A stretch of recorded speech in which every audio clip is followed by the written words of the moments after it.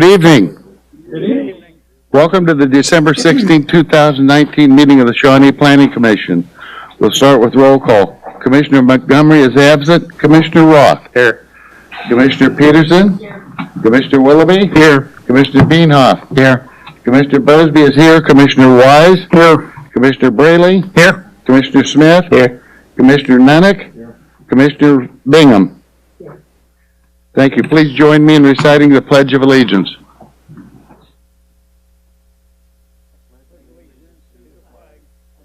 States of America, and to the republic for which it stands, one nation, under God, indivisible, with liberty and justice for all.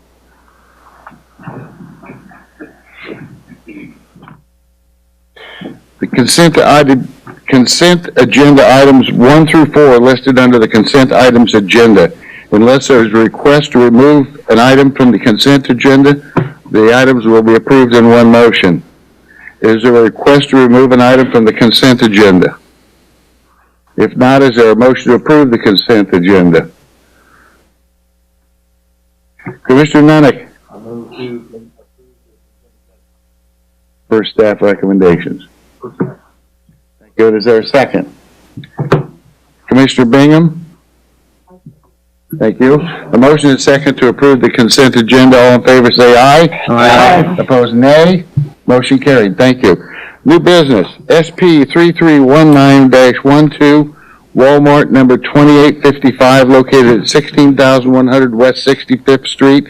Site plan approval for a facade revision. Stephanie. Good evening. Stephanie Monboard, Community Development.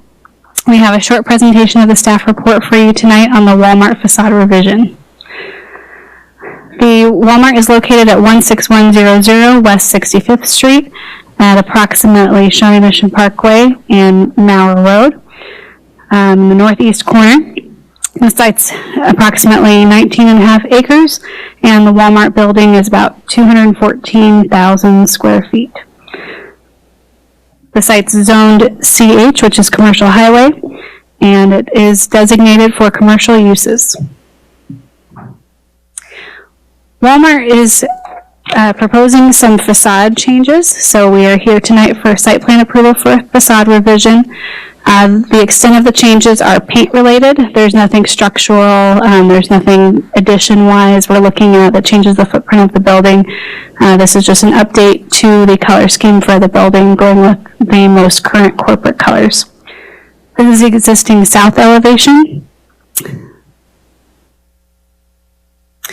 And here's a comparison of the different color palettes. On the left side of the screen here, you see the table showing the existing color palette. And on the right side of the screen, you see the table showing the proposed color palette. So the main changes you see here are going from a navy blue accent color to a medium blue and orange accent color. And then the primary colors on the building go from a tan color to more of gray tones. So overall, not a huge shift in the change of the colors except for the addition of an additional accent color. Here are the existing elevations. You can see that tan color with the lighter tan on the top of the building. There is an accent band in Walmart's previous navy corporate color that goes and kind of splits the building apart with that banding in the middle. And then the bottom half of the building is a little bit darker tan color. The proposed elevations switch to gray tones and that brighter blue and orange color. The majority of the building is actually going to be proposed as a light gray color, and the accent banding that was navy currently is proposed to be a dark gray. You can see that dark gray band no longer covers the entire length of the building around all 4 sides. It actually is only in basically the areas that a customer would see. They're not going to be proposing to paint any of sort of the back of house with any accent colors. They're proposing just do that in that light gray color. You can see a darker medium gray tone that would accent underneath the dark gray banding. The entrances now feature a medium a medium blue, and it's a little bit brighter and current corporate color that Walmart uses. And then you do see an area near the pickup part of the store with an orange accent and orange side door.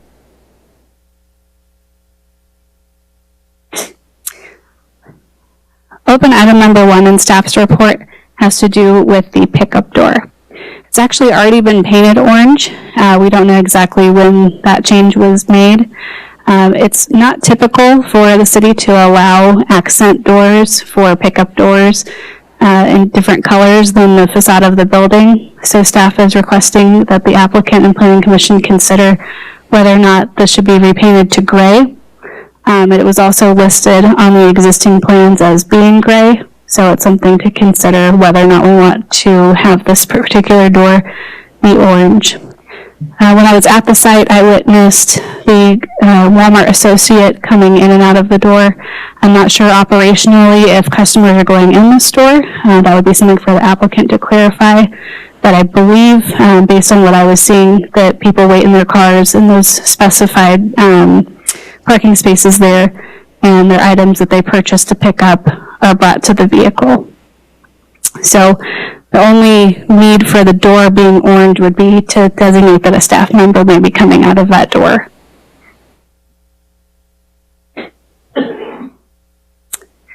Staff is also concerned with the idea of painting a small portion of the southwest corner in the accent orange color.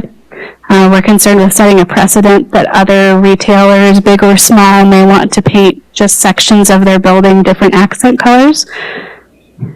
And so we've provided a few kind of rough Photoshop ideas of what the proposed option looks like, as well as some additional options. So that is open item number 2, considering revising the orange accent paint proposed for that southwest corner of the building for the pickup. So on this, on these photos on the screen, you can see the top photo is the existing, where there's no orange accent. The proposed is shown on the bottom part of the screen, and I tried to also change the colors of the building to match the proposed gray tones a little bit better, and what those changes would look like. You'll have to apologize, I didn't add back in the little orange door there on these images, but should give you a rough idea of what it looks like. So staff provided several options in addition to what was proposed and what's existing to show the Planning Commission and the applicant some ideas. Option A is what we worked with the applicant on several months ago to show them what could possibly be approved administratively. That is an appropriate amount of orange in our opinion because it functions more as like a sign. It's kind of the amount of orange we would expect to see behind a sign panel. And so we've provided that option for consideration. Option B, if the applicant would like to use orange for the channel letters, that's just showing that same pickup sign with orange channel letters and no background color. Option C is showing the dark gray color on both just the top and the entire portion of the building there going up and down. We thought it would be interesting to show that neutral color because it plays in more with the scheme of the colors. That way we have a neutral added to the building rather than accent colors, and it's less precedent setting. I wanted to point out that according to our staff report, we did select option D as our number 1 recommendation for these options, just because it seems aesthetically pleasing being a neutral color. It has the lettering stand out, and it also doesn't feel top heavy. If you look at the option C, it's a little bit more cohesive in option D because it runs the entire height of the building. In our opinion, that was a good option. And we also provided an option E and F that shows the same scheme, but done in the Walmart blue color. If they were to be okay with doing a blue color, again, this would not set precedent for multiple accent colors, very bold accent colors on a building. And this would actually complement the blue that they're using on the main entrances as well. It's attention getting because it's still that bold color, but it's not sort of off the main color palette that you see at entrances. With that, we provided a recommendation. We do recommend approval, provided that the the door that has been painted orange may be considered to be painted back to a neutral color, and the concept of alternate option D. And that concludes the staff report. Thank you, Stephanie. Is the applicant present? If you come forward and state your name and address, please.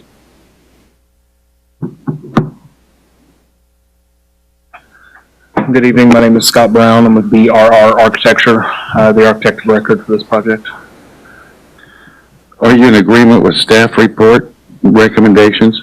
We take Except for no what we have to decide, I guess? we take no exception to changing the color of the door. That's of lesser concern for us. Walmart's typical brand strategy right now for the pickup is to be similar to option D, only that entire corner being orange. It's a visibility. It helps orientate the customer to the side if they are coming for pickup, is that it's becoming a vital part of Walmart's strategy is the landscape of retail changes. We acknowledge that we're making a big shift in what the store currently looks like to what it does now, and we knew very early on we wouldn't be able to get the full corner. And driving by the store and being, we work pretty close here, so I've been to the store many times. The pickup corner is recessed from the front facade, and it's in kind of a narrow alley between the front facade of the Walmart and the Lowe's beside it. So it's not a very visible corner. So we like to have the upper portion with the full orange wrapping the corner to help provide some more visibility to that from both Shawnee Mission Parkway and from 65th Street. And additionally, the pickup sign that we're allowed to have is slightly smaller than what we typically would like to see. So again, just trying to bring some more visibility, not only for the customers that utilize the store daily or weekly or however often they're here, but also for those who may be out of town and utilizing the pickup service. Excuse me. Those are the main reasons we have our proposed design. In looking at the staff options, I would have to go back to the client for option C or D and see what their preference is. We have discussed that option, and that probably would be our fallback if we're not allowed to get our proposed strategy. Thank you. Does the commission have any questions for applicant or staff? Commissioner Peterson? Obviously, or maybe not, Walmart has added orange. Yes. And does this tie into website, or I noticed that the pickup signs themselves are orange. Is this incorporated in other avenues other than the corner of the building? Yes, and every aspect from their, whether it's their advertising, the website, everything having to do with pickup is orange. It's almost one could view it as a sub-brand, really, because it has become that vital of the service. People can compete on price and selection, which is what Walmart used to be known for. There are a lot of competitors out there that can provide the same cost and selection. So Walmart is focusing on their services, and this is a very important service. Inside the stores, many stores, there are pickup towers. So if you order a smaller item online, you can walk in, scan your phone. That pickup tower itself is orange as well. So anything grocery pickup or just product pickup related is orange. Okay. Any other questions for applicant or staff? Commissioner Beanhoff? It's a question for staff. Does this require a sign variance to have an additional sign on the front of the building? In this case, it does not. As the applicant stated, there is just a smaller allowance for the sign. Thank you. And I notice in the, I'll save that for later. Thanks. Any other questions for applicant or staff?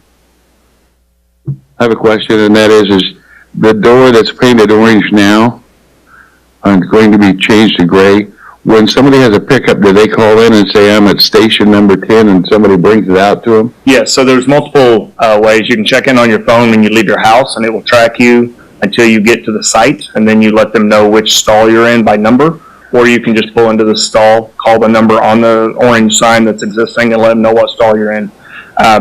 As you were going earlier over the report, that door is not for customers. It is strictly for the employees to bring the product from storage out to the car and deliver it. So I'm assuming you have no problem with painting that the gray that the staff has suggested? That's fine. Very fine. Commissioner Braley? Yeah, so I'm curious as to when you develop sort of the size that you wanted that orange area to be, did you consider smaller versions, a slender, something on the corner that would more repeat sort of the parking stall orange rectangular shape rather than it being a large field of orange? Did you consider any other thing? And I guess kind of want to understand where you came up with the size of that orange field. Yeah. On the So the width of it is pretty much standard for all of our applications.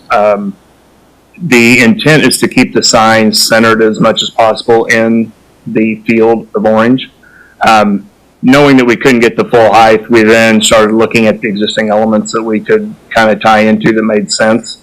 And by staying on top of the band, we're not exactly square, but we're roughly square, so it keeps the sign as centered as possible in the field.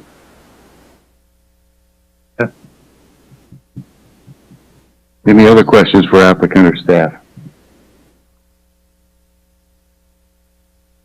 If not, we would be in commission one more question. Which one would you prefer? Did you, I think you said, If we are unable to get what we originally proposed, I would take it back to our client for either C or D. C or D? Yeah. Mm-hmm. I'm not, honestly, at this point, I'm not sure which one they would go for. My concern with D is that's a lot of dark gray in a corner that's not necessarily dark, but not highly visible. So I would let the client make that call. Would there be a possibility of lighting that sign? Prototypically that sign is lit, but we understood we wouldn't be able to probably get that in this location based off our history, because we've remodeled the store in the past. So that's why we were proposing the unlit sign. And is that correct, staff, that would not be allowed to be a lit sign?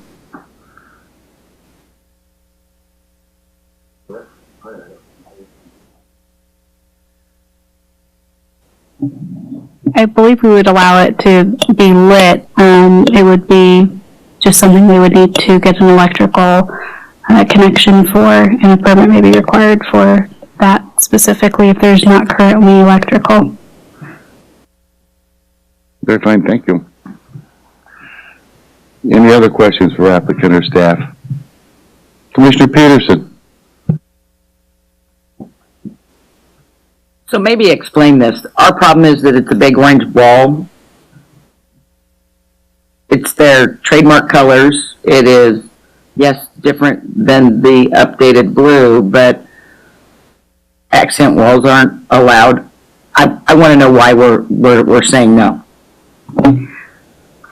Our concern with the orange is that we don't want to set precedent for other locations, whether it be big box stores like Walmart or smaller tenants that are proposing to use multiple bold colors on facades. We recognize that orange is the color they're going for with the specific aspect of their business, which is why we've allowed the orange signs for the parking spaces that are definitely attention-getting.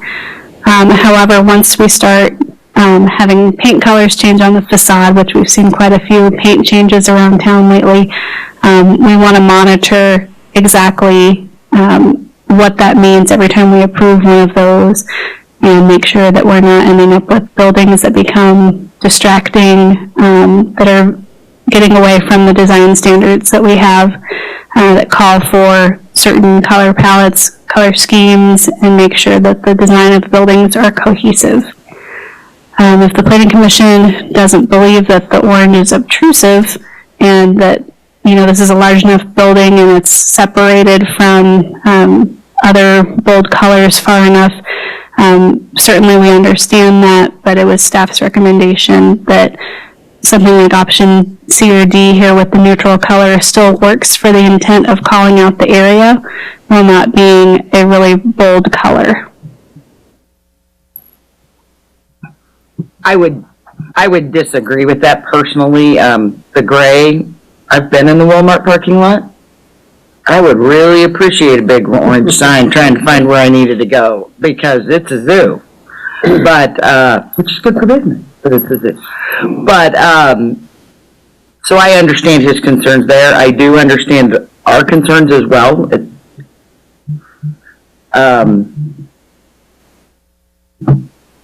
This seems to be a tough one for me because I don't have a problem with orange. Okay. Any more questions for applicant or staff? Commissioner Nanick?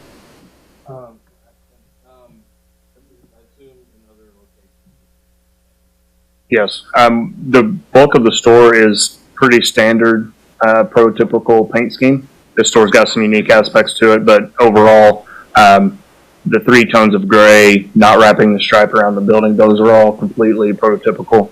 The only difference is prototypically option D would be fully orange. Orange is a standard in Yes. almost all locations. Yes. Thanks. Thank you. Where it's approved. I mean, we do run into some where they, you know, you guys just don't approve it, and we understand.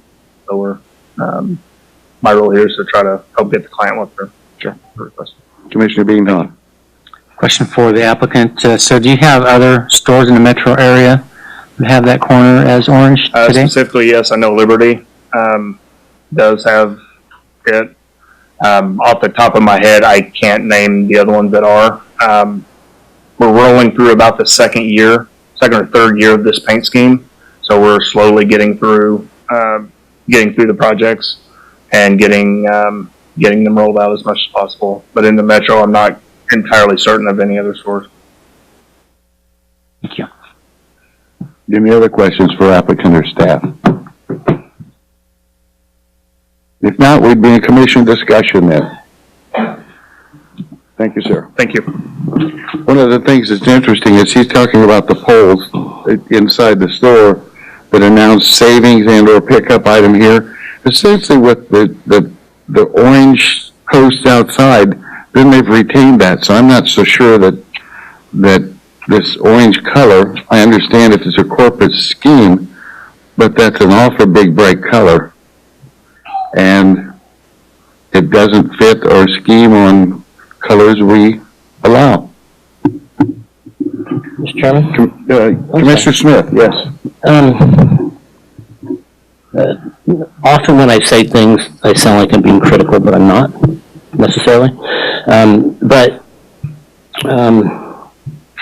Number one, Doug just called this a directional sign, so it's not an accent color. We're comfortable going along with their proposed paint scheme on the entire building because it's their modern corporate color. So it's just orange at this time. So it's not really a color choice to me. It's a marketing strategy. And this is what I'm going to say that's really going to sound crass, but it's not intended to be. We don't know as much about business as Walmart does. And this is a national, perhaps international marketing strategy that they're doing. And it's offset enough that it's back between that and the Lowe's building. And I see everything in the world okay with this as far as helping Walmart be as successful as they can be. I remember once upon a time that I was involved in a Chamber of Commerce, and we went around all the big box stores and asked them how business was doing. And what we learned from these folks was that, unbeknownst to the city at the time, was trying to really ratchet down outdoor sales and make it look better and clean everything up, that we found that Westlake Hardware was about to go out of business, and we found that another national store was about to move into a smaller space because outdoor sales were as much as 40% of their annual business. So we had no idea that, my point being, we had no idea that by ratcheting it down so it would look better, we were hurting business. And I see this as an opportunity to allow Walmart to help themselves. Pickup business is hugely competitive at this point in time. We all know that. And I 100% support this as a corporate marketing strategy and not necessarily a color sign choice whatsoever. It's my opinion. Commissioner Beanhoff. Thank you, Mr. Chairman. This one's kind of tough because one of the things I know that we try to do is to have things be aesthetically pleasing and not too attention grabbing. I know we've had other discussions about other buildings and colors, and the one thing that concerned me here, one of the primary things, was the fact that we want it to stand out so it can be visible from Shawnee Mission Parkway as you're driving by. Now, I guess if I'm going to Walmart to pick something up, I know where that store is going to be, and I'm going to drive there. I don't necessarily need a neon orange billboard on the highway to direct me there. So I understand the corporate brand strategy. I understand that we've also had other businesses come in that wanted to have a similar color, maybe a bright red on the corner of a major intersection to grab attention, and I think we worked with them to find a more palatable color scheme. So this one does really concern me because I think that the different colors stand out in the signage, and once you're going there, I think you know where the store is going to be. I've also seen painted on the asphalt directional signs to the pickup area as well. So I think there are a lot of options, and I'm not sure that the bright orange corner is the best option. Commissioner Roth. Since in here, I agree with Commissioner Peterson and Commissioner Smith. It's very tastefully done. I've seen the one at Liberty, Walmart. It looks good. It doesn't look out of place. And my vote would be the option. I guess it's half orange footprint there. Mr. Chairman. Commissioner Peterson. Ah, okay. Wow. Would you like to say that in the microphone? That down. Commissioner Bailey, please. Thank you. Well, this is kind of a world that I played in for 20 years, and brand standards are very important to corporations. And, I can certainly understand them wanting to use this color in this respect. And the question that Commissioner Peterson asked, does it tie to a bigger brand strategy? And the fact that it does makes me more comfortable getting behind the use of this orange because it is a part of a bigger strategy. Should we have somebody come and just say, I want to randomly throw a color up on a wall just to draw attention, I'd want to see it play a bigger role into a strategy as to why, and I think there's a why to this. And again, for a company, if you're building a brand and you have a visual sort of recognition of a color and you're associating that with pickup, it does visually orient you when you come into the parking lot where you need to go. We all know that parking lots are a frightening place to be during certain times of the day or certain times of the year, like right now. People on their phones, whatever. I want to know where I'm going to go and get there as quickly as possible. Walmart wants that because they're going to do a survey, or they're going to know from a customer satisfaction, how did that pickup go? It was great. I knew exactly where I needed to go. I got what I needed and I got out of there. And that's what their customers want. So again, to your point, we want them to be successful with their customer base. I think it's right in line with the corporation. And again, the other thing I noted, as a percentage of the total front facade, it's rather small percentage from what I would interpret of that facade, and it isn't taking up a quarter or a half. It's just a small percentage in my point of view, so I have no problem supporting this. Thank you. I know I shouldn't say it this way, but it's the truth, and that is, we don't have a problem with the color orange. We have a problem with the size, right? Is that it? No?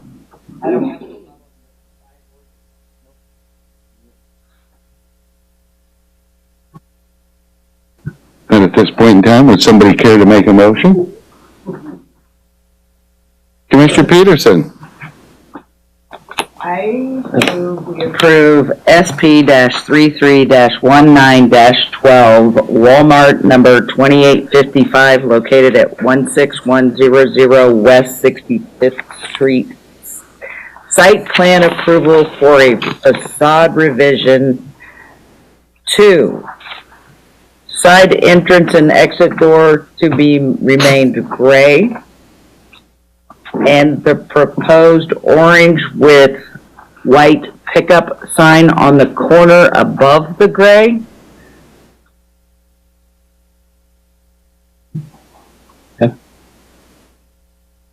Which is the staff's rendering of a proposed orange accent paint area, pickup area on page 38 on page 38, but that's the I'm one we're agreeing referring to. with the first staff proposal and not the second staff proposal. So approve it as submitted, except that the orange door is repainted gray. Correct. Correct? Yes. Okay. Is there a second? Second? Commissioner Smith, thank you. A second.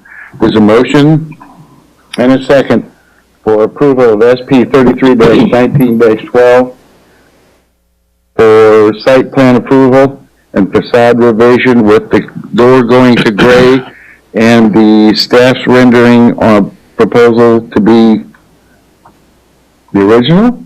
Is that the original? Yeah. I'm not muddying this up, am I? You're approving the orange as proposed, except for on the door. Thank you. That's what we're doing. Any further discussion? Are we sure? Any further discussion? If not, all in favor say aye. Aye. Opposed, nay. Nay. Motion carried. Moving on. City of Shawnee Comprehensive Plan Amendments, Chapter 5, Land Use Guide, and Chapter 8, Street Standard Circulation Plan and Transit Plan. Lauren? All right, we are on our third iteration of this presentation now, so I will keep it fairly high level, but go through some of the revisions that we've added since the last time this was presented on November 4th. The comprehensive plan amendments we are proposing to Chapter 5 and 8 are specific to downtown, which we essentially consider 55th Street to Shawnee Mission Parkway and Schweitzer to Quivira. We will review some of the land use guide map changes as well as new land use designation. The primary goals that we have essentially combined from 15 years now of downtown visioning, study, implementation activities have been compiled through all of these various studies and incorporated into this latest edition of the Chapter 5, the Land Use Guide and the Comprehensive Plan. The primary goals for downtown would be for implementation of complete streets, create a more live, work, and play opportunities, and increase placemaking and unique components of the area.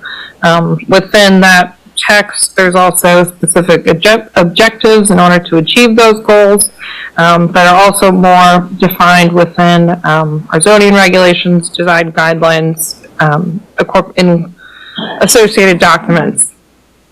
Specifically, we are looking at making a new land use designation, the town square mixed use. This really, the goal of it is to allow for flexibility of uses within one site next to each other, and then increase density, and that would be for both residential and commercial. That could be achieved through a variety of options, including reduced setbacks, vertical massing, and infill development as well. Increased connectivity, and that would be multimodal vehicles, pedestrians, bicyclists, all of those included. And then most importantly, I think, is really to highlight that it's contextually sensitive. And this includes that, as you can see, there are different sort of characteristics of development and really historic significance on Johnson and Neiman. So there is additional information included in with your staff report that will be included in the comprehensive plan amendment that kind of highlights those differentiating characteristics of Johnson and Neiman. But really the priority is for more renovation and restoration on the Johnson corridor with some more opportunities for larger scale redevelopment along Neiman. So what I have, the next few slides here are maps of, over on the left-hand side, you'll see what is the current designations, land use designations. These are from 2005, so they have not been updated to reflect a lot of those studies and activities that we've undertaken, as well as the desired development patterns that we would like to see downtown. On the left-hand side, you'll note kind of a really just mix of colors. We've got office, that commercial designation, which really lends itself more towards regional commercial activities. That's not really what the goal is for downtown, while we do want some amenity and sort of service, retail-oriented developments. Large-scale commercial that you might typically see along Shawnee Mission Parkway is really not appropriate for downtown. So we've created what you see over on the right-hand side, that pink color that really is, it's somewhat expanded out of what we had prior. Before, the impetus to that is that town square mixed use really truly is mixed use. We didn't define it as just commercial, just office. There's a lot of flexibility for either vertical or horizontal mixed use options, as well as being cognizant of how to transition to those residential areas, whether they are single family residential or some of the more high density residential in other areas. The next slide here just shows this is just a new designation for our newly created parks as part of the Neiman Now project. You'll see the Trail Scout Park on the south end, on the Shawnee Mission Parkway frontage road. Just going north of that is the new trail connection that follows along the creek there. You've got the new park that will be developed just south of Old Shawnee Pizza on the east side of Neiman. And then over on the west side, we have the additional park that's between Sushi Mito and the auto repair service there on Neiman. And then that's all of the new park designations that we have downtown. This next slide shows kind of a couple things. This is the proposed amendments for north of Johnson Drive. We've highlighted and revised based on resident feedback that there was some concern about the potential of what mixed density residential meant for these areas. So staff's response to that was to more clearly define exactly what mixed density would be appropriate for some of these areas that are really a mix of residential densities at this point. We've got duplexes, we've got large lot single family, so how best to fit in more residential units within these areas. So over on the right-hand side of the map, you'll see a larger border. That's what we call the Goddard Heights neighborhood. It is actually, so it goes from 55th Street to Johnson Drive and then Neiman to Schweitzer. That is one of what we call our neighborhood focus program neighborhoods.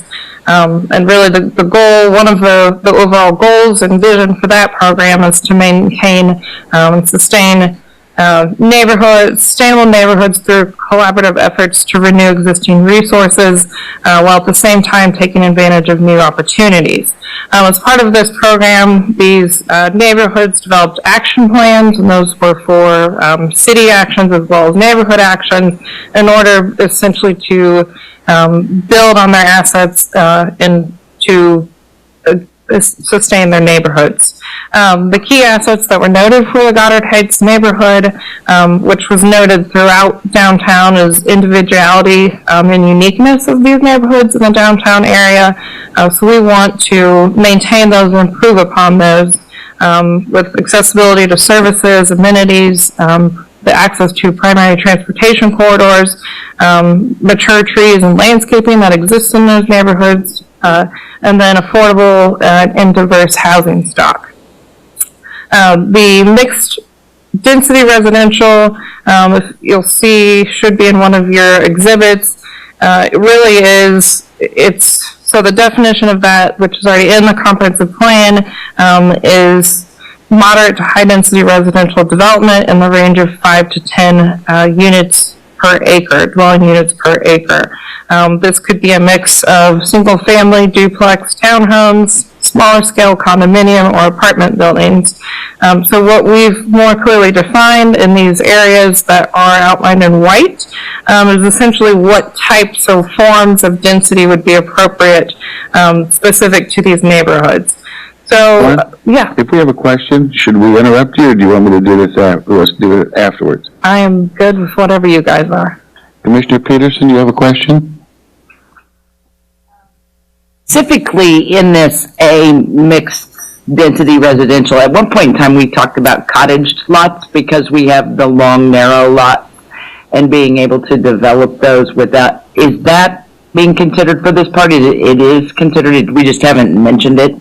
So this area is in what is eligible for the R10, the overlay, the cottage home overlay. So this really that reflects, right? So the overlay is still eligible. So this really reflects essentially implementing that. So this, it gives that broader view of ways to. I didn't know if we were incorporating the overlay. Is all. So thanks. One more question, and that is the Goddard Heights Neighborhood Association Action Plan of 2015. Did we do that? I'm on the commission, then I don't remember it. The neighborhoods did it with the city. The neighborhood did with the city. Okay, and that was approved by basically neighborhood, et cetera. Thank you.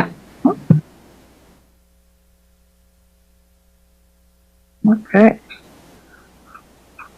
So for Goddard Heights specifically, sort of on that south end between Reeder and Goddard, there's already a fairly high density residential that's within that area. The proximity to Johnson Drive and Neiman also lend itself to being more, continue to be more high density development with around 2 dwelling units per acre.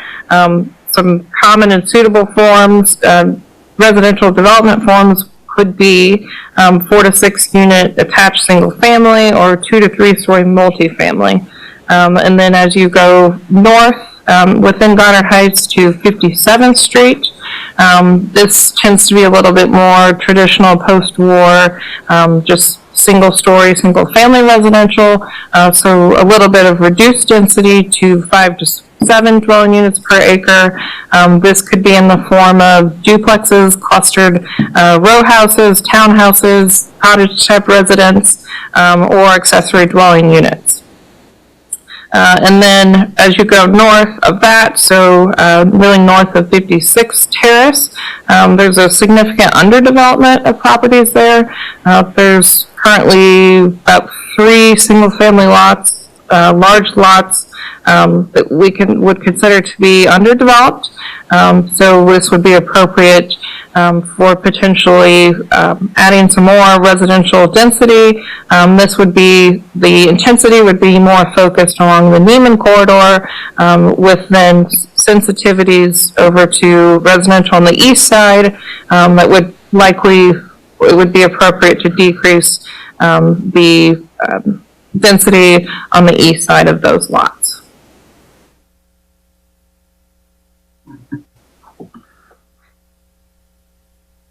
Commissioner Nunnick, I'm sorry. That's quite all right. Question, I think, and somewhat of a, I don't want to say a statement, but so I think something that Shawnee has struggled with at times is bringing consistent and a I don't want to say look everything alike, because I don't necessarily want that. But, you know, instead of you drive down the street, you see this one house that looks like this, and it doesn't fit with the rest of the houses and so forth. And I could use examples. How the city, and I think the attempt is being made here, but I don't know if it's possible to answer this question, but how do we encourage in an area that's very, you know, has some very old houses in it, that, like you said, some are large lots, some are smaller lots. I mean, there's a lot of, in this proposed area, in that area, I know the area fairly well. I mean, there is a little bit of everything in there. I guess my question is, how would the city work with developers or landowners or whatever going forward to bring development or bring opportunities to redevelop that area in that area? I know it's a hard question, but it's a great idea, and I like what you're talking about. But then I sit here and I think, what does that really mean? Where does that really get us? So is it more of how do we get this development to happen, or is it more of how would we control that if it did happen? Hopefully A, Okay. and then B if necessary. Okay. Well, sure. I mean, we've got the tax rebate program in this area, and that would work for commercial or residential development, remodel, renovations. We have other incentive programs that do that. But as far as controls, any new development or significant redevelopment then would be controlled by the zoning regulations, the design guidelines, all of those documents that would require, basically contextually sensitive, like you were saying. You might have different architectural styles, different styles of homes, so that's how we are able to regulate that way. Certainly, that's always, back to your first point, that's always kind of the, you know, we want to be able to provide these pictures so that when people are interested in they're looking at downtown, is that, hey, this is what we want to see. This is kind of what's expected, by providing some more clarity to some of these land use designations. But it, you know, it's always a, you know, how do we get what we want? Yeah.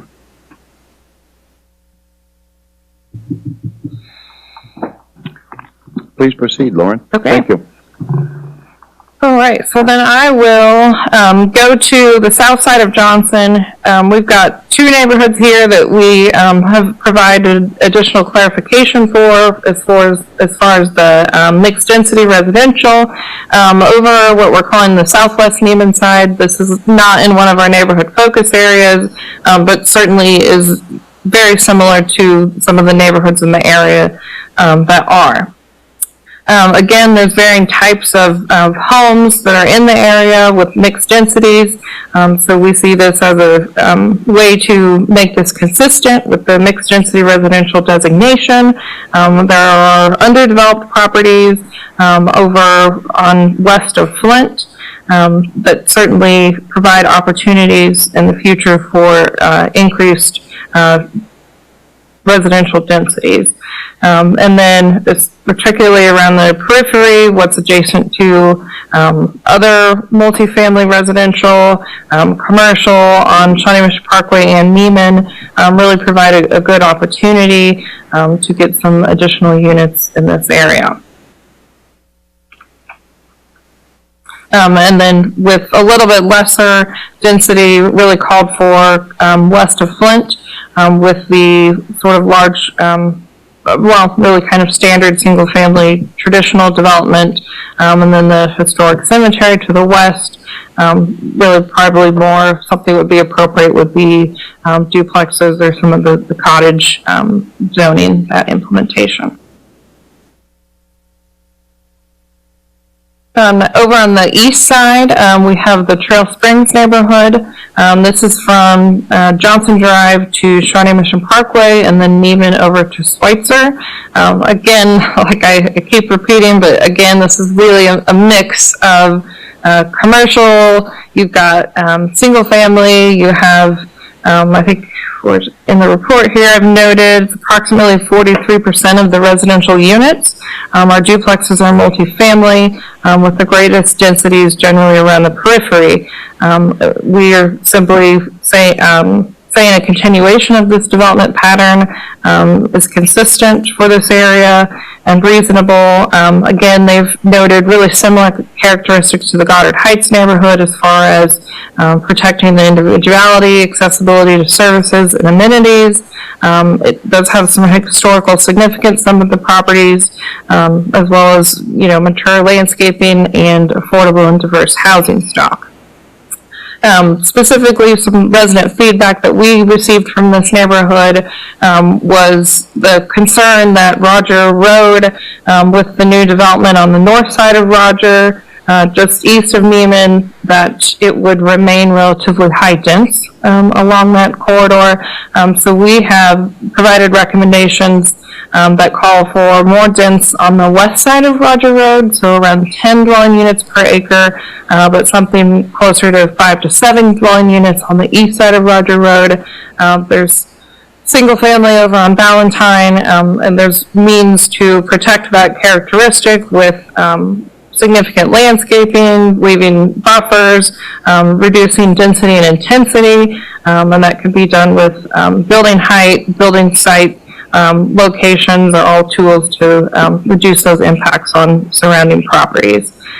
So that's what we have called for in that mixed density residential area. And I did want to note, Commissioner Peterson, since you specifically had questions, you will note in the report on page 7, or it might be my report of page 7, but corresponding zoning designations could be any of the options of duplex residential, planned single family, PUD mixed residential, or the single family residential overlay, which is what we call the cottage.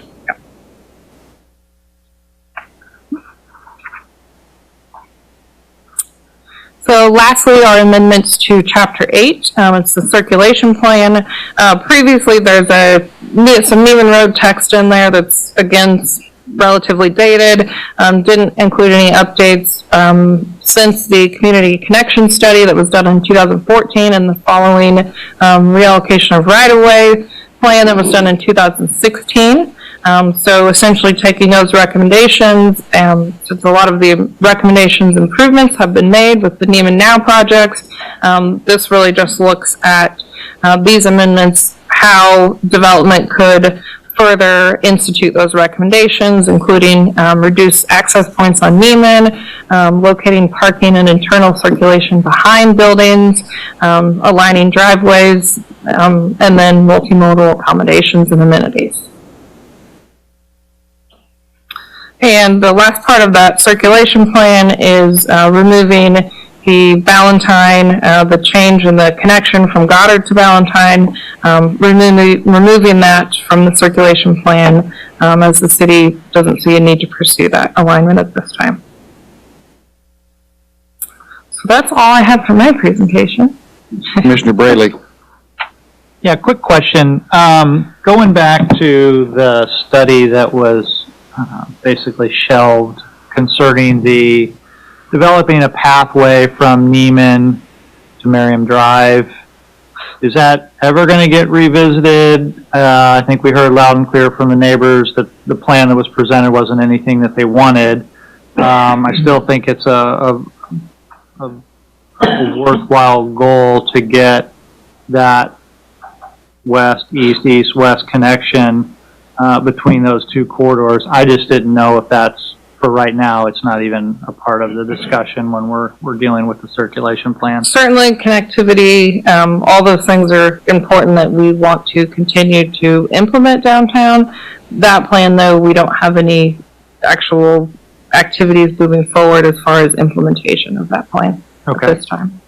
And is that, so help me out here. You say it's important, but not that plan. So what is, be specific for me, what is important? Is why, other than what I think is important, what is the city seeing as important in that connection from Neiman to Merriam Drive? So I think there's some other obvious opportunities, obviously along Johnson Drive, since Merriam has improved their side of Johnson Drive.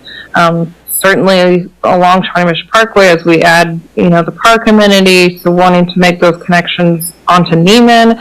That alignment, I think, was probably not, I mean, the neighborhood, I think you were part of the plan, but we, even beyond just the general alignment of that plan, really from that, we also can use that as a possible template to retrofit neighborhoods that don't have, curb and gutter and sidewalks, as a way to maybe change our standards so that we can maybe fit it in retrofit into these older neighborhoods that don't have those amenities. Okay. Yeah.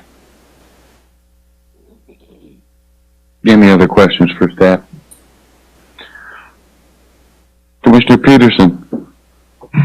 In regard to the circulation plan, I know most of this has been discussed and incorporated into NEMA now, and that's great.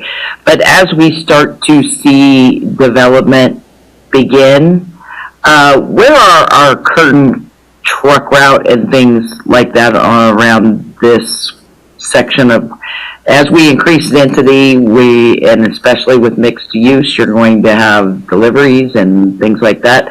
How are we addressing that before it's a problem? Truck route? That's a good. Good evening, Doug Allman, Community Development staff. I don't know that we've vetted truck delivery, but I believe currently Shawnee Mission Parkway, Neiman Road, and Johnson Drive all allow truck traffic. I wouldn't anticipate, even with redevelopment of these areas, that we'd be having truck traffic in any of those lesser arterial type streets. So that's a determination that's really made by the Public Works and Police Department, and it's something that is approved by our truck route citywide, is approved by City Council. But honestly, I don't see anything changing in terms of what's been approved today, and I believe that is basically Johnson, Shawnee Mission Parkway, and the. Any other questions for staff? I'm going to assume that we don't have a scooter policy. When we have a scooter policy, it'll be added to this, right? I'm trying to be Johnson County brief. has a scooter policy for their parks. We do not at this point. When we do, we'll add it to it, right? Yeah. Thank you.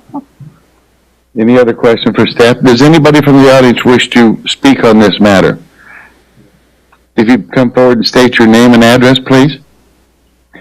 And there might not be a paper up there. If there isn't, just scribble in the air legibly. It has to be legibly. They know who I am, I think. I'm Carol Mundy. I live at 6040 Ballantyne. I have a problem with trying to develop the whole downtown area, which seems to be getting bigger and bigger, and taking away what and I think a lot of other people in the area love about this. The old part of Shawnee with trees and one family on maybe 3/4 of an acre or half an acre. I have a real problem with trying to jam 7 or 10 families into an acre. We have a lot of problem with heat, and every time you cut down a tree, you get more heat. Parking lots, driveways, and all that kind of stuff do not help with the climate problems we have, and do not help with the city being someplace that people would like to live. The other thing is, you talk about connectivity and making people be able to get to downtown, and then you put a moat in, and there's a long way between the places where you can get across that creek, whatever that thing is. The other thing is, we don't have any sidewalks. There are tons of streets in Trail Springs that do not have sidewalks. We have gutters, which are ankle breakers. That's a lot of things that I think are trying to be talked out of this with this new proposal, when it's the stuff that we all have said we really like about this area. So I'd like for us to consider leaving it that way instead of trying to jam more people in there. Thank you, Carol. Does anybody else care to speak on the matter? Please come forward and state your name and address, please.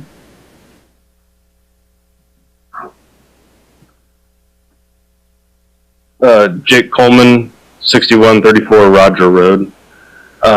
So my main concern, I think I missed the answer to the question. So obviously my property is in area C along Roger Road.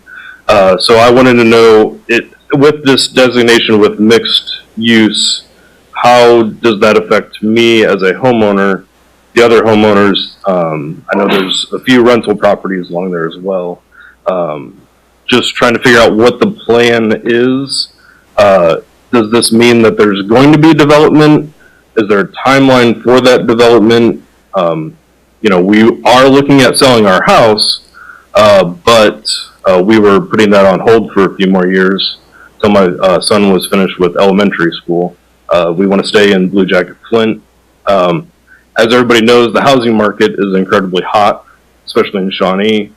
Less than $250,000, which all of those houses are.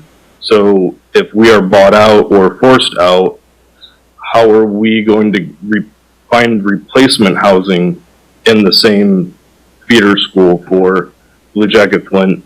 My wife works at Hawker Grove, so her commute is negligible at this point. So just trying to figure out what the overall plan and how these are going to affect moving forward, and what the timeline would be. And if obviously that's not the planning commission, but just to put the thought out there, obviously with the development of the apartment complex going in on the north side of Roger Road, that seems to be the catalyst that's pushing some of these things forward. So just as a resident, as a homeowner, just want to know what more along the lines of a timeline and how the city is going to go moving forward with these advancements in the downtown area. I'll throw a couple things in, and when I make a mistake, staff will correct me. This is a good part of them being nice people. There isn't anybody trying to force anybody or at all on anything. And what this is a long-range plan saying we would be conducive to these things. But in reality, it could be 6, 8, 10, 15 years before some of these things develop. But what we're trying to do is plan ahead and say, this is where we think it would be conducive to develop as Neiman Road much more of a probably retail and more, I won't say affordable housing, but more housing along there. And yet we have to go into these other areas and say, okay, how does it affect them? And what part of it do we say, okay, that would be fine for mixed use too. But if I was to venture a guess, I would be wrong, I can assure you. But if some of this stuff happens in 10 years, I would be surprised. That would be very fast in the realm of these things at 10 years from now, or maybe 5 years from now. But it's more of a long-range planning so that we can guide developers to say, and as well as homeowners and business owners here to say, this is what we see as a natural progression from what we started on Neiman Road. Does that help? And please, staff, now tell them how many mistakes I've made. No? Wow. Oh man, I get an extra. Does that help answer your question? Yeah, definitely. Yeah, being new to how all the governing body works and everything. So that definitely helps. Thank you. Yeah, so thank you. Does anybody else in the audience wish, if you come forward, please state your name and address?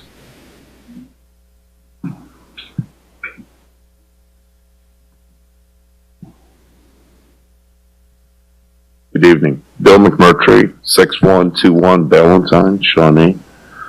I really don't have much more to add other than what Carol said. She kind of hit the nail on the head. I would like to illustrate, if I may. I've only been here 8 years in Trail Springs, but the whole reason that I bought my house here in Shawnee and Trail Springs specifically was for the neighborhood. It really honestly was. I looked at multiple houses. I looked at Mission. I used to own a couple of businesses in Mission. I looked at Northeast Johnson County, 75th and Metcalf, if you will, kind of Overland Park. But when I found Trail Springs and I got in there, man, I mean, it's different. It's very different. I know all my neighbors. I'm out there. I office out of my house. Everybody goes on walks every day. You know, if we go and start changing things, and I understand we have progress, I understand times change. Trust me, I'm a progressive kind of guy. But you can't just go in and start tearing everything down in the name of progress either.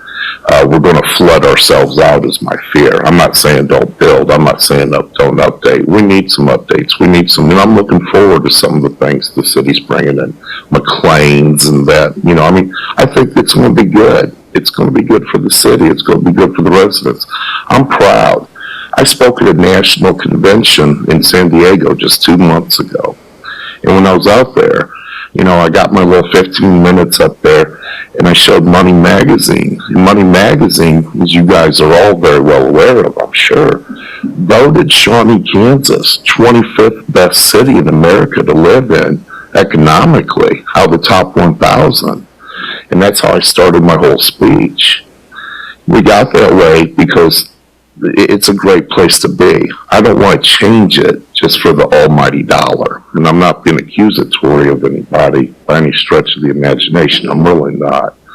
But I'm not interested in seeing apartments and apartments and apartments. My goodness, you know, I'm going to be hard-pressed. This gentleman that spoke, he's going to be hard-pressed.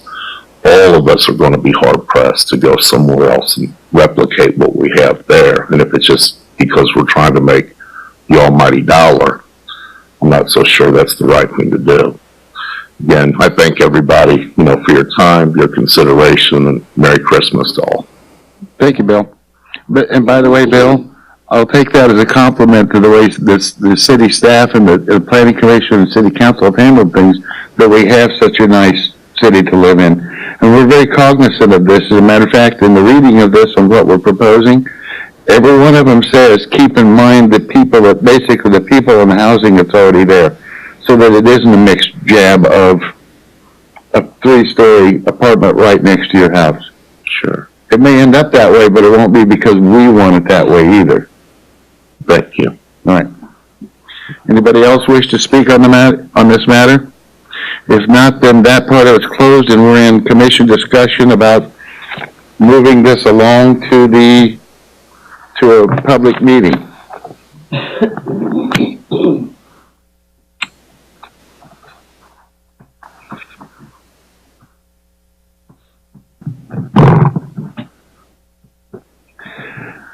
For January 6th has been proposed by the city.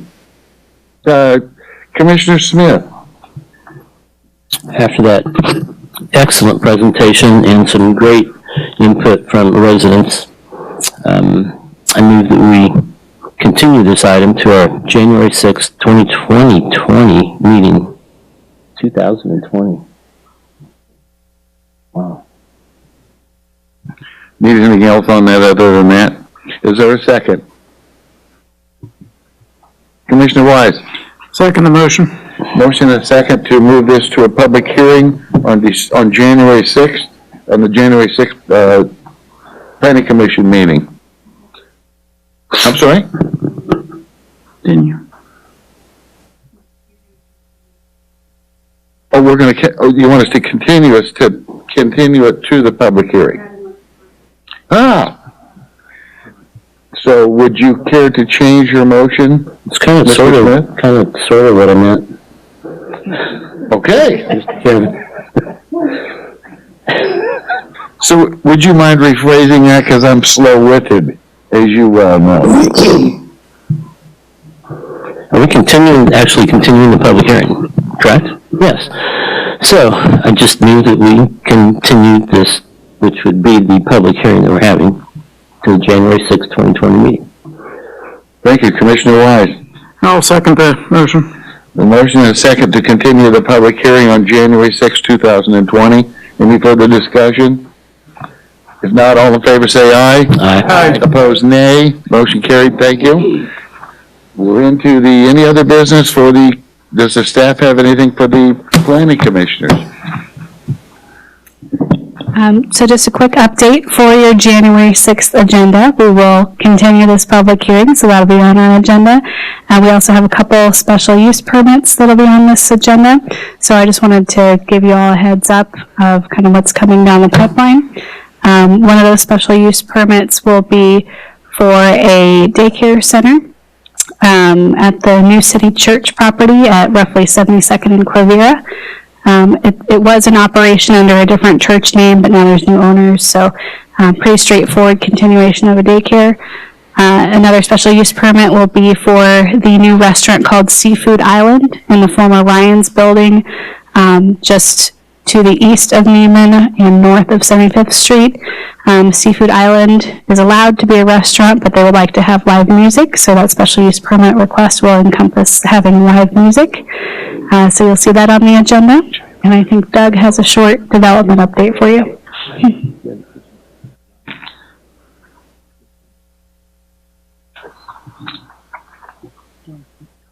Is this a development in the past year, Doug?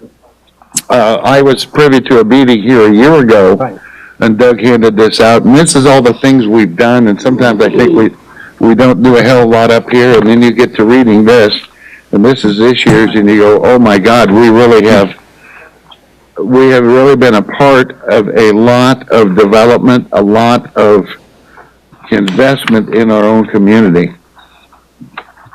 So I'm not going to go over this page by page, but this is something that we prepare as a department for our finance department in terms of kind of our economic development overview, some of the things that we've done.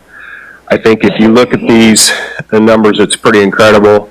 During the past year, and I've updated these, I prepared this back in September, so some of these numbers are low, but in terms of single family, we've actually pulled 112 permits this year through November. The value of all those permits, the value of construction is now over $113 million in a single year. So obviously you guys are approving projects that are being built. It's making an impact on our local economy. This presentation is really broken down into commercial projects that you guys have approved and actually come out of the ground in 2019. That's essentially on the first page. Queen Shear, the opening of both of the new hotels, NASDAR, the 100,000 square foot spec building that you all approved is open for occupancy. I also kind of provide an overview of what we see on the horizon in 2020 in terms of future projects that are either going through an approval process through you now or actually have been approved for zoning. I give a kind of an overview of our residential side. Actually, you may not realize it, but we still have a pretty robust single-family residential development occurring, and we're actually platting new lots. A lot of those lots that were left on the inventory during the Great Recession have been bought, have been built, and so our number of lots that are ripe for development are kind of needing to be platted again, and so that's why you're seeing some of these subdivisions come in. Interesting fact, the things that you hear about nationally is actually happening in Shawnee as well. If you notice in that paragraph under residential development, our average square footage of a single-family home is going down, and it's actually gone down the last 2 years in a row. Now, they're still pretty large houses. 2,790 square feet is the average size of a single-family permit that's been pulled in Shawnee during 19. That was at almost 3,000 square feet in 2018. So that trend is happening, that people are actually wanting slightly smaller houses, apparently. An overview of some of the type of stuff that we've done downtown. It was mentioned that McLean's has been approved.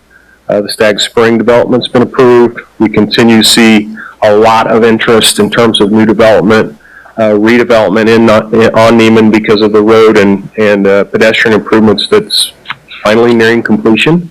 I don't know if you guys noticed, but streetlights are actually starting to go up as well. So we're getting there. The theater is set to open here in the next hopefully a few weeks, if not months. Just in general, kind of an overview of everything that we've done, what we have going on, and then what will be on the horizon in 2020. The last page is kind of it's an interesting breakdown. We are landlocked as a city. We are developing out. Even as sewers become available, there are portions of the city that will be developing in the next 10 years probably. If you look at that breakdown in terms of residential, agricultural, industrial, and commercial, we still have about 38% of our land that's in ag. Some of that is developed with large lot single family, but the majority of that is what's called in a holding zone, waiting to be developed with either higher density residential, commercial, industrial. And that being said, we still have 40% of the city to develop. And that number goes down about 1 percentage point each year, at least since I've been doing the calculations. So I'm going to email this to you guys as well. If you have questions about it, feel free to email me back or call me. And I won't belabor it much more, but it's kind of an interesting read. There's a lot of activity that happens at these meetings, and they set a lot of things in motion. And to end that, being that this is our last meeting of the year, just want to say we really appreciate all of your volunteering time to be here every other Monday. And obviously we've had some contentious hearings, and the fact that you guys continue to show up and make the hard votes and support staff is much appreciated. And we hope you all have a happy holiday. So, Thank you. with that, I'm finished. Thank you, I'll Doug. shut up. Anything else from the staff? Does the commission have anything for the staff?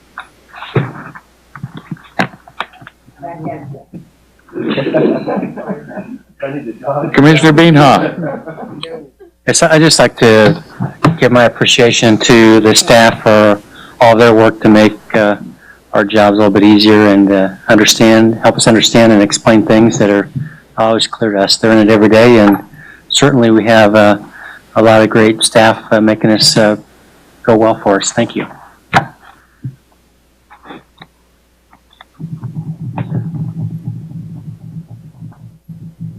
Oh, come on. Tonight? Commissioner Braley. I'd like to make a motion that we adjourn tonight's that's good. meeting. Commissioner Nenick. Second. Motion is second to adjourn. All in favor, say. Don't sing that. Say aye. Aye. Aye. Opposed, nay. We're done. Thank you. Yeah. That's how you ended your year, right there.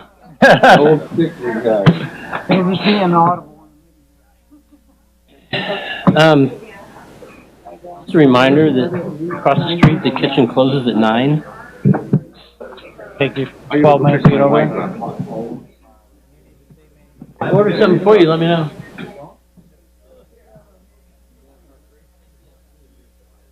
Oh. Sorry to hear that.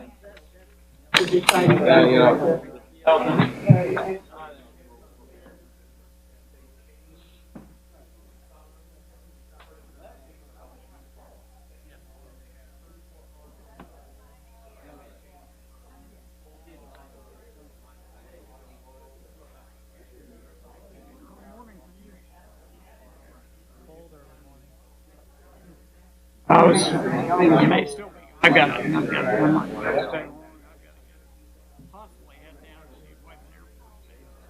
Thinking about getting that rescheduled because they had more snow down there. Yeah, a lot more. I'm not sure I want to head that way.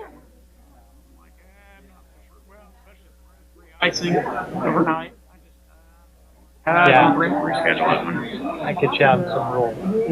Yeah. It was in town. Oh, if it were a little bit south, whatever, but that's over an hour drive.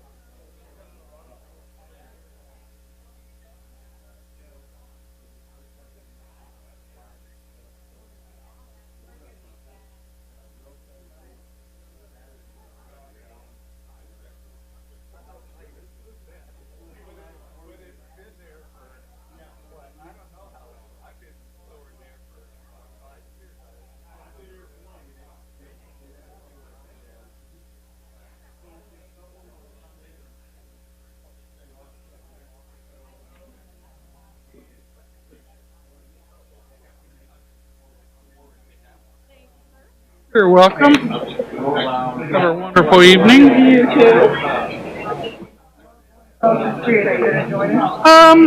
I might.